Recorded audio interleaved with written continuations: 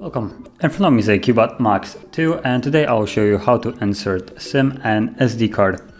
So before we get started, there is one thing that we'll need, which is the SIM eject tool, and I think the best one will be probably the one that comes with the device, because it needs to go a fair bit deep, so the normal ones don't seem to work. But yeah, I have one right here. So just push out the tray, which is located on the left side. Take it out, and then you can just simply put the SD card and SIM in there, like so. The SIM has the cutout on the bottom right corner, and as you can see, it's laying flush. And then just simply slide it back into the device.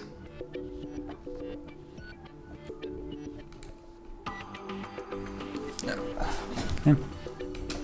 Like so.